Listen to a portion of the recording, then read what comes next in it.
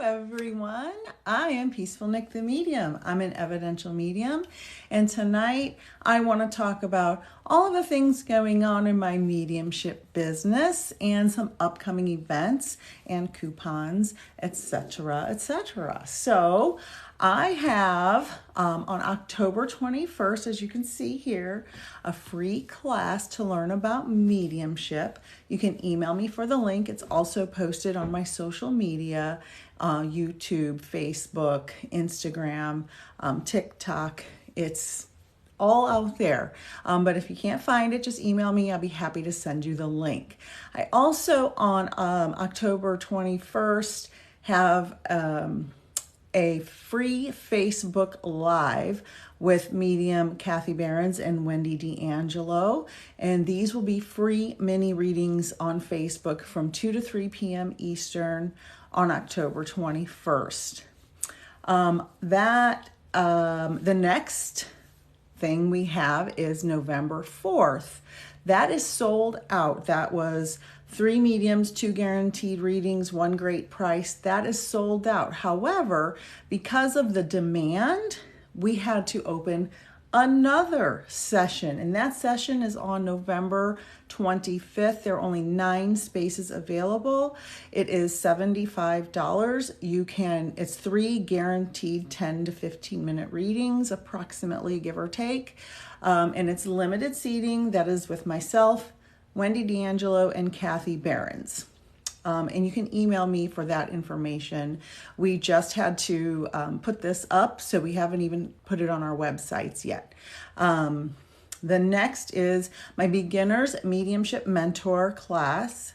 Begins November 18th. This is 6 months of mediumship mentorship, and you can sign up at my website, or you can email me and I will send you any information you want, and you can ask me any questions you want. I also offer gift cards. The holidays are coming up really soon, and it's always nice to help someone start their healing journey. So I offer gift cards. Those are also on my website. They're different price increments, so you can choose the one you want. I have a coupon code. All of my readings are booked for October, but I do have a coupon code through the end of November. It's Pumpkin30 for $30 off any reading. And follow me on all of my other social medias. I'm trying to build my YouTube up and get, a bunch of people over there. I plan on going live there more. I keep saying that, but I moved across the country. I started a new job. I'm working on another second job plus my mediumship. So I promise I will get to more live YouTube readings. Tonight, I want to talk about what you would learn in my mediumship classes. So I'm just going to go through a couple of things, and hello to everyone who's joining. I appreciate you being here. And if you have, oh, that's awesome. If you have any questions about learning mediumship, please put them in the chat. Tomorrow evening, I will be going live doing free readings. If at the end of this session, if Spirit, decides it wants to come through with free readings, that very well may happen, but no guarantees for that. Tonight, I want to talk about learning mediumship. So tell me if you have any questions. I'm going to go through the list of things that you'll learn in just a basic list. It's not every detail in my Beginner's Mediumship Mentorship. So we cover in 6 months what is sitting in the power, how to move your mind to the spirit world and make the connection to spirit, and to hold the connection while you're speaking with someone, a sitter. We call our clients sitters. So how to move your mind and hold that connection to spirit and communicate with the spirit and with the sitter. We also cover dealing with no's. So if you give evidence to the sitter from spirit and the sitter is like, no, I don't understand that. I don't get it. How do you deal with that? What do you do as a medium when your client keeps saying no? How do you overcome that? There's a lot of different things that happen. Sometimes it's not really a no, and sometimes the client doesn't remember that until later. That happens a lot. So how do you keep your cool and keep your client focused, so they don't lose track with you and you don't lose track with them? And it can be hard for a medium who's beginning to get a no from a client and they say they don't understand the information, and to hold your connection to spirit. So that takes a lot of practice. Different types of evidence come through in mediumship readings, and in the mentorship we talk about what do you do, how do you get, what are the different types of evidence. There's strong evidence and there's weak evidence, and sometimes it may surprise you what the weak evidence is and what the strong evidence is. It definitely surprised me when I was learning mediumship. Remember, if you have any questions, put them in the chat. How to present your work. How to present your work professionally. So when you're presenting to your client, you are professional. You are dressed correctly. You look decent. You don't have anything distracting going on in the background. As a medium, you need to be in a quiet place, free of distractions, and your client should also be in a quiet place, free of distractions. I see a lot of mediums live here on TikTok. Hi, Iowa Pearl. I see a lot of mediums here on TikTok who I would say maybe need to figure out how to be professional when they're doing mediumship readings, because some of them are smoking, some of them are eating, some of them have a lot of things going on in the background, and they're trying to help people heal and make connections to spirit. And I just don't think that's healthy for the client, the people watching, and I don't think it's healthy for themselves to be in that kind of chaotic environment. Sitters. We call our clients in mediumship sitters, and often in my videos you'll hear me say client or sitter. That's because people who are unfamiliar with mediumship don't know that as the term, so I'll say client or sitter. But the term in mediumship is a sitter, someone who sits to hear the evidence, someone who sits to get a reading. So that is a very brief list. The other thing we cover are clairs. This is really important, and I'm going to go through the clairs right now and briefly teach you guys what the clairs are. People are trying to go live with me. Okay, so there are several clairs. I'm going to go through 6 of them and just tell you a little bit about each one. So claircognizance is clear knowing. Clairvoyance is clear seeing. Clairaudience is clear hearing. Clairsentience is clear feeling. Clairaugustance is clear tasting. And clairalience is clear smelling. So I'm going to tell you a little bit about each one of those clairs. Claircognizance is clear knowing. That is a clair I've had my whole life, and I didn't know that everybody didn't have it naturally. So I knew things that were going to happen. I knew decisions people were going to make. I knew things people were going to say. I knew these things before they happened, and I just thought, oh, everybody has that. Like, I never even really thought about it. It was just who I was. So claircognizance is when you know something and there's no reason why you know it.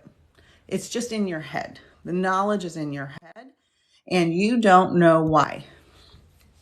So that's claircognizance. If anybody's had any claircognizance experiences, you can put it in the chat. I'd love to go back and forth and discuss that.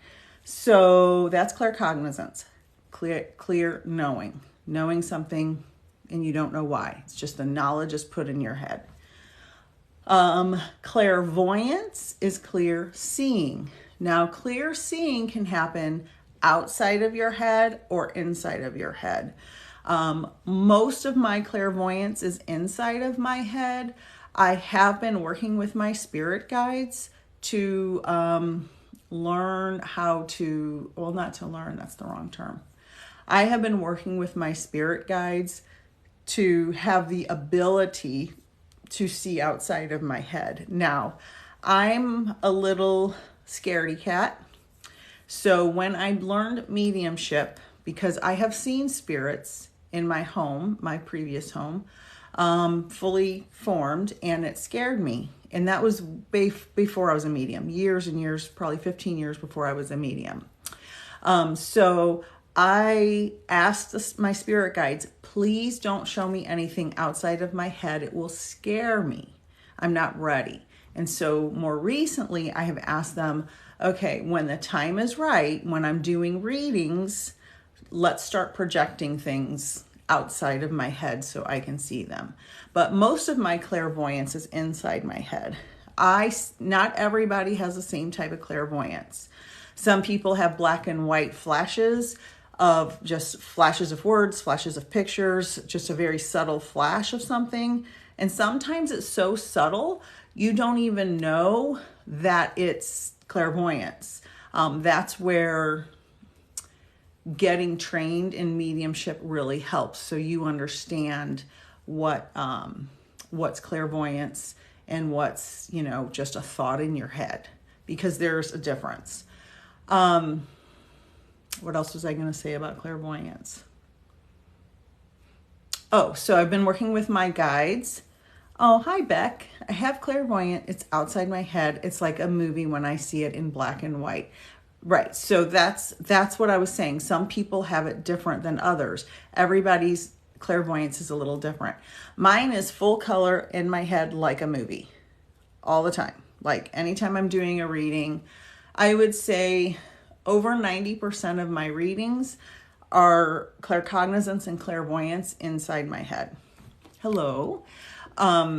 So I also, when I was being trained as a medium, when I started, hi Beta, sorry if I said that wrong. It's in my head, thoughts. Thank you for teaching me to discern. Yes, so there is a way to discern what are my thoughts and what is clairvoyance and any other mediumship ability. So when I was first being trained as a medium, because I have been trained, taken many, many classes with my teacher, and I also have been trained and certified to teach mediumship by my teacher at the Oddbod School of Mediumship in the UK.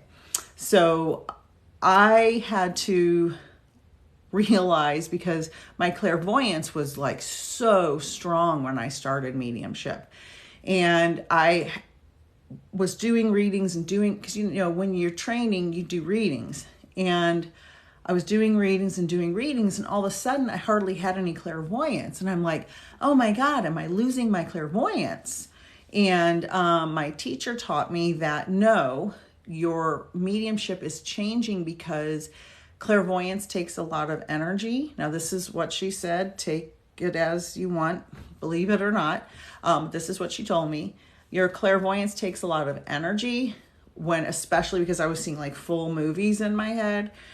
She's like, they're pulling it back a little so you can do more readings in a row. So some days I've done 8 readings in a day before. That's a lot. They were short, like 10-minute readings. But it does take a lot of energy.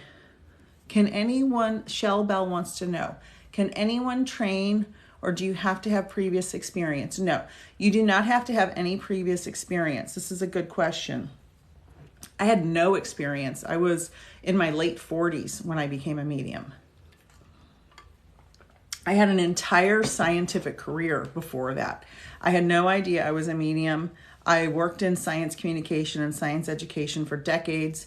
And then all of a sudden I started getting clairvoyant messages from people, and I didn't know what was happening. So I found a teacher and I got trained, and I had no experience whatsoever. None. I never knew a medium personally at all.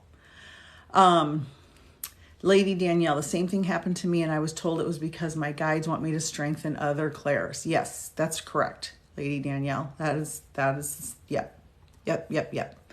So Clairvoyance and claircognizance are my two strongest clairs. Clairaudience I would say is probably my fourth. That's clear hearing. I rarely hear outside of my head, but occasionally I do get a lot of fluttering. But I do hear inside my head. So sometimes for me, when I'm seeing like the movie in my head with my clairvoyance, I'm also hearing things. So it's kind of like clairvoyance and clairaudience simultaneously with claircognizance. So my clairs, and I'm sure all mediums are a little different, my clairs kind of blend together. They're not distinct. Like I don't see a picture and then 4 seconds later hear a voice and then 10 seconds later get the knowledge. It kind of all comes in my head together for those three clairs. And then clear feeling is, some people describe it as just physical feeling. The clairsentience is clear feeling. Some people describe it as just a physical feeling, and some people describe it as physical and emotional. That's how I describe it. I get very strong clairsentience. I've been very emotional and sensitive, extremely sensitive my entire life. And so I get a lot of clairsentience in my readings. I also physically feel pains that sometimes are from the way someone passed. For example, I get a heaviness in my chest, like I feel like I can't breathe. I feel like a sharp pain in the middle where your heart's right here in the middle. I know people think it's on the left, but it's not. I have science degrees. It's right here in the middle, between your lungs. So I'll get a pain there. I have felt a bullet wound. I have felt a stab wound. Obviously not as strong as someone that happens to in real life. But I can feel the pain of sometimes the way they passed. A blow to the head I can feel. So that's clairsentience, the physical feeling and emotional feeling for me. Shell Bell says, I cry when someone's sad instantly. Very sensitive people tell me. Yeah, yes. People who are often exposed to a lot of trauma in their life become mediums. People who are teachers and nurses. I know so many mediums who are teachers and nurses. I'm an educator, and I have been for a very long time. And a lot of the mediums I work with, like Kathy Behrens and Wendy D'Angelo. Wendy D'Angelo is a teacher. I got trained with another teacher, somebody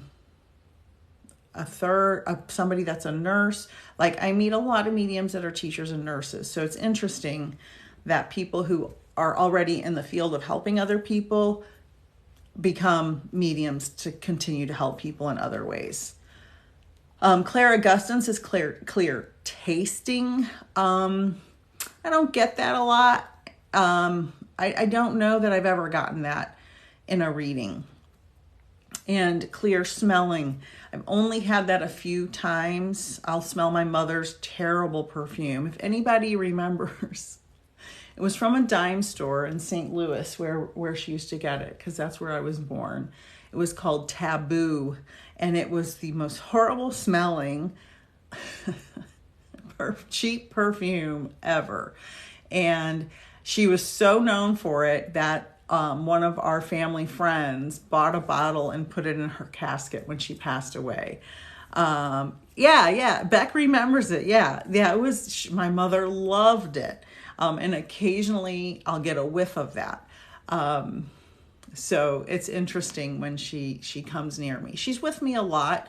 I have felt her since she passed in 1986, many years before I was a medium, many years. I felt her around me. I felt her guiding me. I felt her helping me.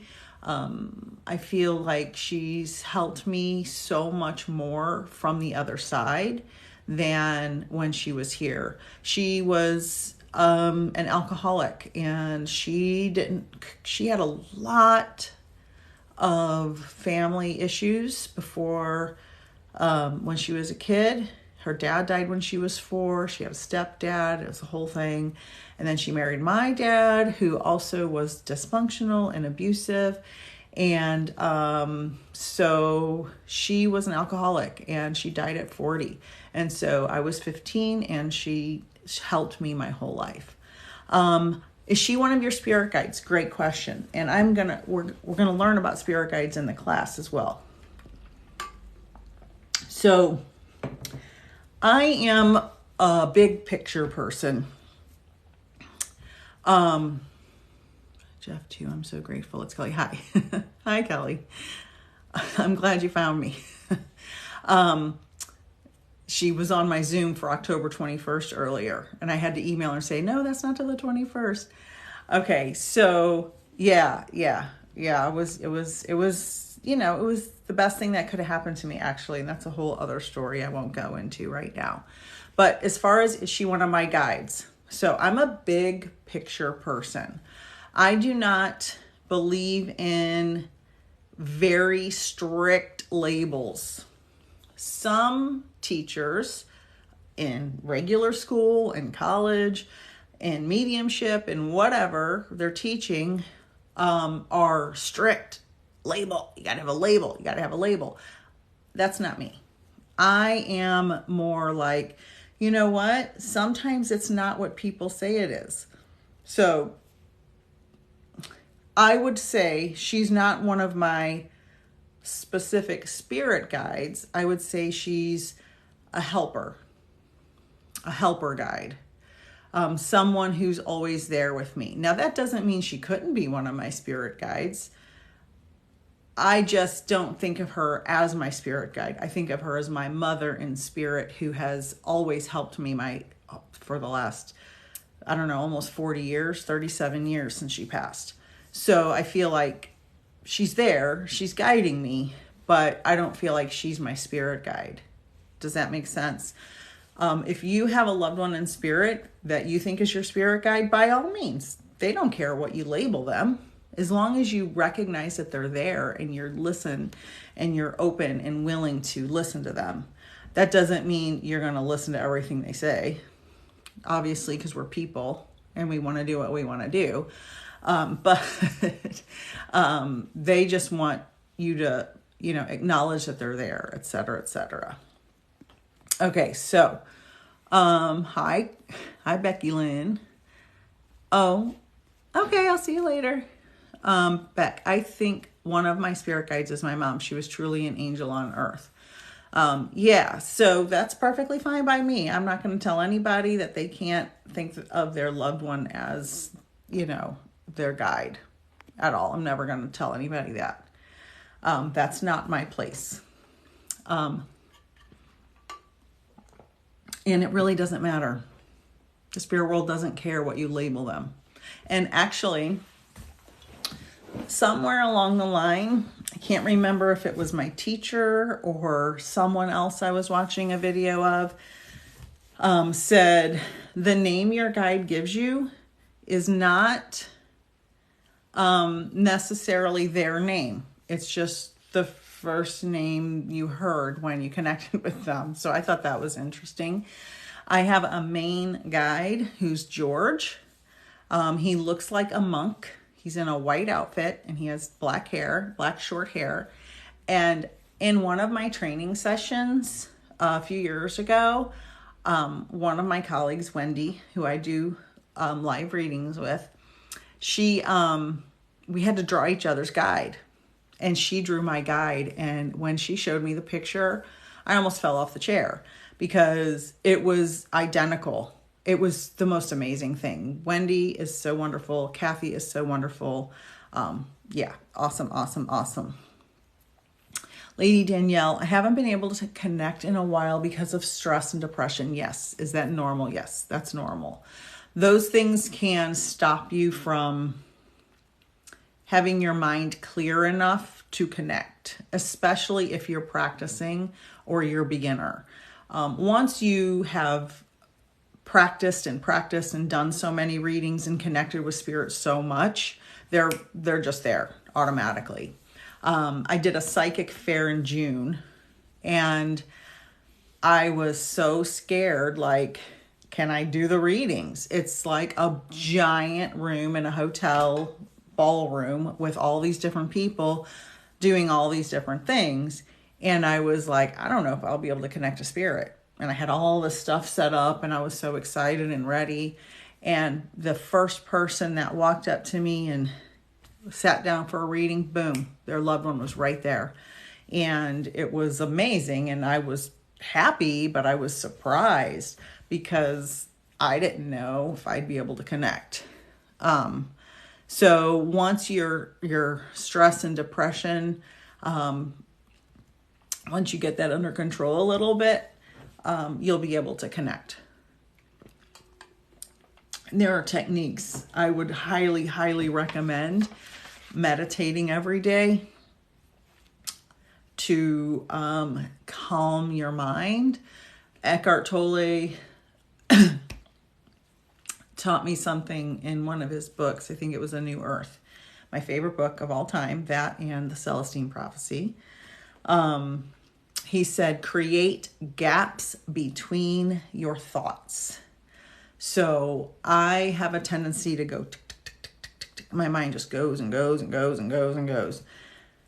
And that can be very stressful, especially if you have anxiety and depression, which I have struggled with both in my life, as you can imagine, with my mother passing away at such a young age. But if you create gaps within your thoughts, so you're having a moment and it's going tick, tick, tick, tick, tick, like a hamster wheel, just see the words go by in your head or feel them go by, or however you have your thoughts come through, just separate them. Just imagine yourself separating the words. Like, see, this says join my free class. If that's going through my head, I'm just going to feel like I'm separating the words, pulling them apart, and it slows down. Shell Bell, how do you breathe in meditation? So I start with 3 deep breaths, 1 through the nose and out through the mouth. Full disclaimer, I'm a terrible meditator. I have fought it and fought it and fought it and fought it and fought it. However, my husband's been meditating for about, I want to say 6 or 7 years, almost every day, which is surprising. If you knew him, you would have never guessed he would be meditating. But he got the Headspace app and he had a 2-week free trial. And it's a guided meditation. It tells you how to breathe. It tells you what to do. And we play it. We ride to work together because we work at the same place and in separate departments. But we play it on the way to work every day. Yeah, it's called Headspace. It's really good. There's definitely, there used to be a free trial. I'm sure there still is. And also, Headspace has a thing on Netflix where he talks about his background story that you can watch, and it explains about it. So if you have Netflix, just type in Headspace and you'll see it's really cool what he talks about. And his voice is very calming. So we listen to that every day on the way to work. So I breathe in through the nose, out through the mouth. 3 deep breaths in through the nose and out through the mouth kind of resets your brain and calm down. And kind of calms you down. So that's always good. I also cover in my mediumship classes timing. So I've had students who are supposed to do a 10-minute a 10-minute reading, and they do it all in 3 minutes. And you're like, no. You got to slow down. You got to pace yourself. You don't want to, because if you're doing those professionally and somebody's paying for 30 minutes and you're done in 5, what are you going to do for the next 25 minutes? You got to pace yourself. And then I've had students who take about 30 or 40 seconds in between each thought every time. Now, sometimes it takes that from one thought to another. But when it takes you 20 minutes to do a 10-minute reading, your client is not going to be happy. So you have to learn to time yourself. And so you can have a buzzer on your watch. I can just see my clock on my computer if I'm doing a Zoom. Now, I'm not that technologically savvy. I have a Apple Watch, but I don't know how to use it.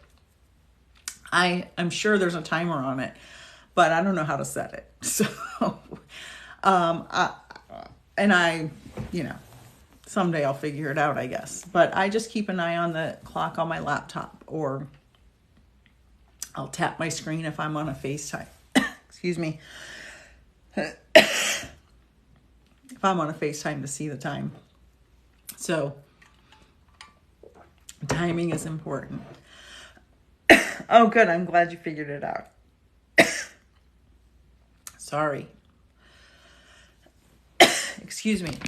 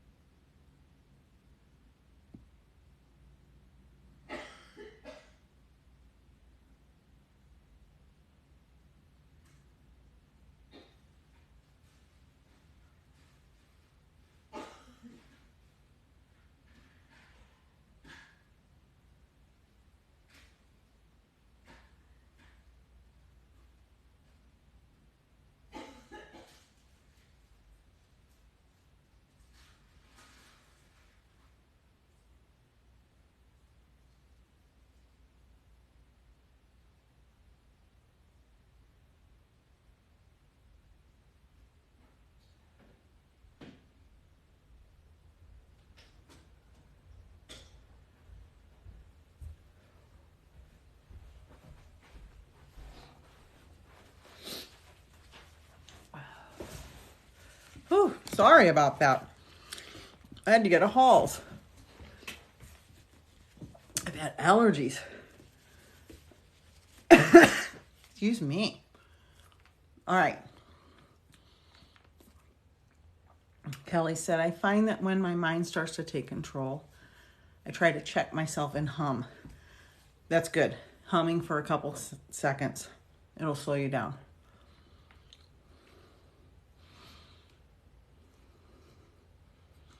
Lady Danielle, sometimes it takes a while for me to get images and info. I try to be faster, but can't help it. Yeah, it just takes practice, though. How long have you been practicing? I probably did readings. So when you do mediumship classes, you do a lot of readings in the classes with your classmates. And I can't even tell you, I wouldn't even know how to count how many. Probably at least 100, at least, if not more, just in my beginners classes, beginners and intermediate. And then my friend has a very big family, and she set me up with about 50 people to do free readings, practicing before I started charging.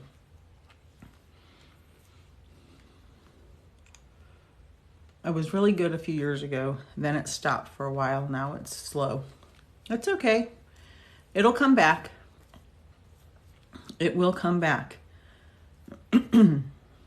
Don't stress about it.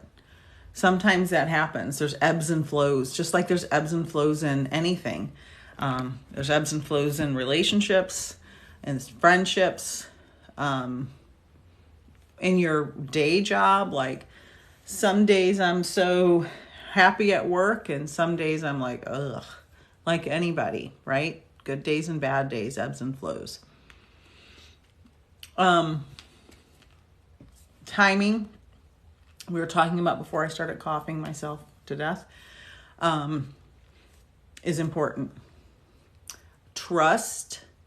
Okay, so I have this little sticker that I wrote a very, very long time ago that my teacher taught me.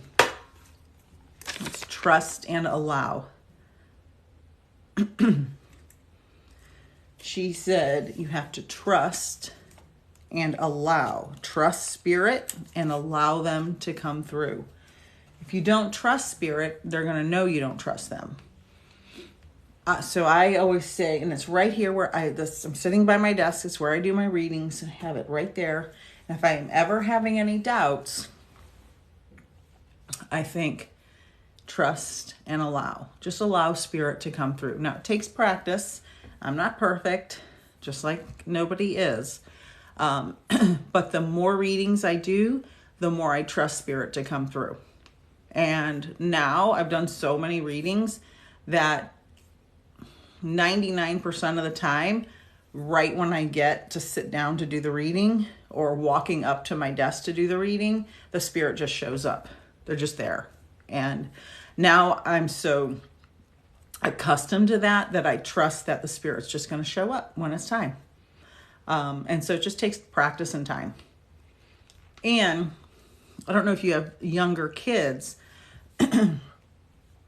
My mediumship did not kick in, like just suddenly show up, until I didn't live with any of my kids.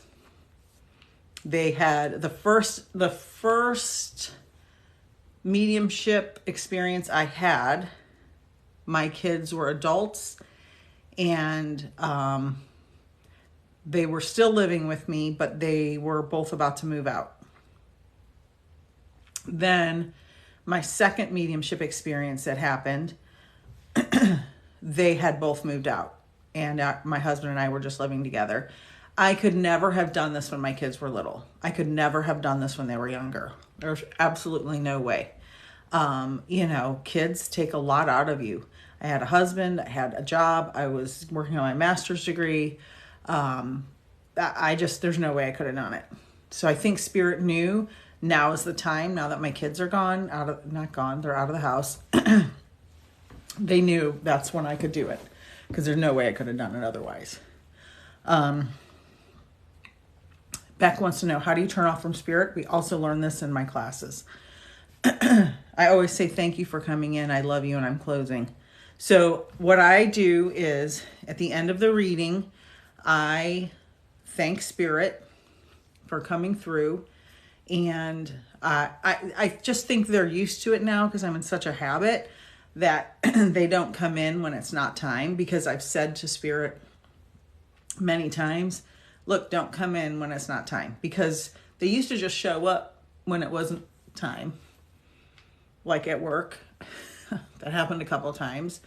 And sometimes they're really strong. I remember this one day I was standing outside talking to some other coworkers, and I could see this lady had a ring. It looked like a wedding band on her necklace. And I didn't know this lady. It was a new job. I wasn't at very long at the time. And as soon as I saw that ring, her husband popped in my head. And I was like, oh my God, I can't do a reading at my day job. I just will so get fired, like immediately, on the spot. But he was so strong and so persistent. And I just said, you have to make it available to her when the time is right. It happened when I was in a meeting with my boss one day. Her grandma showed up over her shoulder, and I'm like trying to listen to her, and there's her grandma talking to me, and I'm like, this is not the right time. You have to come back when the time is appropriate and make it available for her at the right time. It doesn't have to be with me. It can be with any medium if she's into it. So, but at the end of my readings, I used to always say, thank you to spirit. Thank you for coming through. And basically just appreciate them and tell them goodbye. Goodbye for now. So long. Now when I thank my client and I finish up with them, spirit they just pull back. I think they're just used to my technique. So that's how I do it. So trust is important. Having to trust spirit. You have to trust yourself and allow yourself, and trust spirit and allow spirit to just come in. You're welcome. Following the story. So if you are doing a reading and the spirit shows you a memory. Let's say they show you a memory of a little girl walking by a pond with her dad holding hands. So you could say, do you understand, to the client, the sitter, do you understand a memory with your father, if you're talking to their father, walking by the pond, holding hands, and 99% of the time they'll say, yes, that was something we did often. That was a very special place for us. And so you follow the story, you go back to spirit and you say, okay, show me what else happened. So you're saying it inside your head to spirit and projecting it out. Show me what else happened. And then they'll usually show you what else happened in that memory. And so that's following the story. And then you say, okay, now Spirit's showing me that you had a bench where you used to sit and you would bring bags of bread and feed the ducks. And then they'll say, yes, oh my God, that's what we did, blah, blah, blah. And then you follow the story. That deepens the reading. You know, just giving one piece of evidence is fine. But when you follow it through and follow the memory or the story, it allows the sitter to know, oh, they're really communicating with my loved one. There's no way anyone would ever know that. That those are important details. Maybe your dad walked with a cane and you're walking down by the pond with a cane and you're sitting on the bench and the bench was dedicated to your grandma and there's a little plaque on it. Those are, hi Chris Perkins, those are deepening the type of reading that you're giving. Types of evidence. So, you know, there's all kinds of different types of evidence that you could get. Names. I personally, in my day life, am terrible at names. Absolutely terrible. I'll remember a face forever, but names I struggle with. So I don't get a lot of names in readings. Occasionally, but rarely. So there are ways to find names. There are techniques to find names. To me, getting a name, especially a common name, is not strong evidence. Like John. Oh, yeah, Lady Danielle, yeah, I struggle with names. John and Mary. My grandparents were named John and Mary. Lots of people my age have grandparents named John and Mary. It's not that uncommon. So I don't think that's strong evidence. Now, I did have I was doing a live on TikTok, actually, and I was doing readings. And the person I was reading had a child who passed. And their name came through as one letter. I want to say it was Z or X. It was one of the letters at the end of the alphabet. And I don't, like I said, normally get names. But the spirit told me they had a one-letter name. And I mean, how many people have a one-letter name? I don't know anybody like that. And so that is very specific evidence that there's no way I would know. Strangers are on here all the time. So, that's specific evidence. That's strong evidence. So there's all different kinds of evidence. What else? The clairs we talked about already. I'm just going through the list of things that we learn in the mediumship classes. Oh, presenting yourself professionally. So, when you're in front of the sitter, you should introduce yourself. Hello, I'm Peaceful Nick the Medium. I'll be, giving you a reading today, something to that effect. I always say, unless you're a repeat client, which I have many of, if it's somebody new, I always say, you'll see me looking to the side or you'll see me scribbling. Sometimes I'm just staring at the wall or one of my paintings. Sometimes I'm scribbling on a notepad. More and more lately, I've been scribbling. Bye, Beck. Thank you. So I explain how I work. Then I say there's no guarantee who's going to come through in the reading. It might not be the person you expect, but it will be the person who needs to come through. And if it's someone you definitely don't want to talk to, just tell me to stop and I will ask them to pull back. I also tell them, some information I say may not make sense until later, and you may contact me later and clarify anything that doesn't make sense now that you remember later. And this is important because there's something called psychic amnesia, where that's what we call it. It's just a term somebody made up along the way, where you're giving evidence to a sitter and they don't take it. They're like, no, no, no, no. No, no, no, no, no. And then later they email you or whatever, and they're like, oh my God, I remember this, I remember this, I remember this, I remember this. One time, a young lady came through who lost her fiance, and the spirit comes through, start of the reading, spirit comes through, I describe his mustache, I describe his hair, his face. She's like, no, I don't know who that is. I'm like, because he was strong. So then I connected with her grandma. An hour after the reading, she emails me, she goes, oh my God, that was my fiance, but I was so nervous, I didn't recognize that it was him.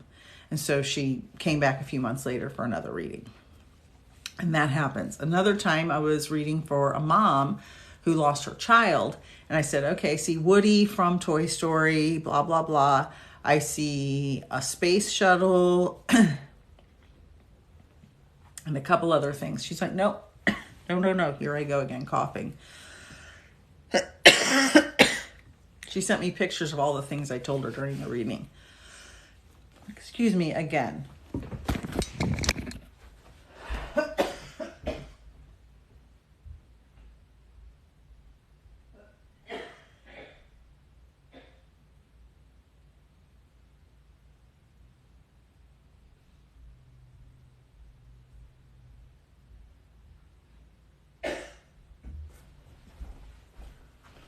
My goodness, these allergies. Whew, so sorry. No, it looks like I'm tearing up and crying. I always instruct the sitter not to give me any information until, like if I say, your dad had blue eyes. They can only say yes, no, maybe, or I don't know. I don't want my clients telling me anything. I actually prefer, I have a lot of mystery clients where someone that's a friend signs them up. And so I never know who's showing up, which is perfectly fine by me. Let's see. Can you see spirit doing readings like this? What do you mean? I'm going to do that, Lady Danielle. I think because I talked all day at work and now it's just like, Then I set an intention and say a prayer, and I take 3 deep breaths and relax, and I move my mind to spirit. Oh, that's awesome. Are you a naturopath? Because I moved and I'm looking for a new naturopath.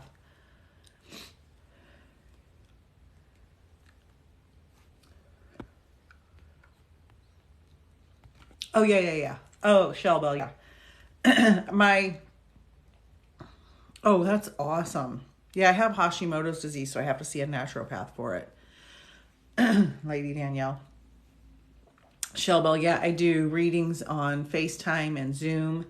And because most of my readings started online because it was the beginning of COVID when I started doing readings. So, yeah. It was all online, which actually helps because it gives me a much wider client base. Had I just done them locally before COVID, I don't know that I would have been very successful at it. So those are the basics of, oh, awesome. Great, because I need all the help I can get with my Hashimoto's. I do take T3, by the way, Danielle. T4 doesn't work. It pools in my blood, makes my blood pressure go up. So I take straight T3, which is a challenge to get a doctor to prescribe. You probably are aware of that, though. So just to reiterate, before my voice completely goes, I'm going to give my list of things that I have upcoming for everyone, the freebies and the paid things that are going on in my mediumship. And I will, let's see. There was something else I was going to say, but I can't remember. All right. So October 21st, which is that next week? What's today? The 13th? Yeah. Yes. Next Saturday, I have a free Zoom class. You can email me for the link. I also am doing free Facebook Live mini readings on October 21st with Wendy D'Angelo and Kathy Behrens. You'll be on my Facebook. I don't have as many followers over there, but Messages from Spirit is Kathy Behrens. She has a ton of followers on Facebook. Each of us has different numbers of followers on different platforms, so we try to share the love. That is the free Facebook Live mini readings on October 21st is from 2 to 3 p.m. Eastern Time. We had such a great response to our November 4th 3 mediums, 2 guaranteed readings, 1 great price. That November 4th sold out. So there's no openings for that, but we opened up a new date for November 25th, the weekend of Thanksgiving, Saturday. It's either Saturday or Sunday. 3 mediums, 3 guaranteed readings. There's only 9 spaces left for that. That is such a new event. We haven't posted it on our websites, but you can email me to get the information and to book a reading that way. It's very limited seating. It's $75 for 3 guaranteed readings, which is a really good deal from 3 different mediums. My beginner's mediumship 6-month mentorship begins November 18th. That's filling up quickly. You can sign up on my website. I have gift cards. The holidays are coming up very fast. Give the gift of healing. They're in different increments of money. You can choose which ones you want. And I have a coupon code for November. I'm booked for October, but November, pumpkin 30 for $30 off. And go subscribe on my YouTube, my IG, and my Facebook. So I'm going to be doing lives all over the place. Thank you, everyone, for putting up with my coughing fit. And I hope everybody learned today. And I hope we all help others heal in this time of much suffering across the world. So have a wonderful evening. I will be doing readings, free readings on here tomorrow. I don't know what time yet. It'll be evening at some point. And hopefully I'll have my allergies worked out. So thank you all. Love and peace to everyone. Have a wonderful evening. Bye.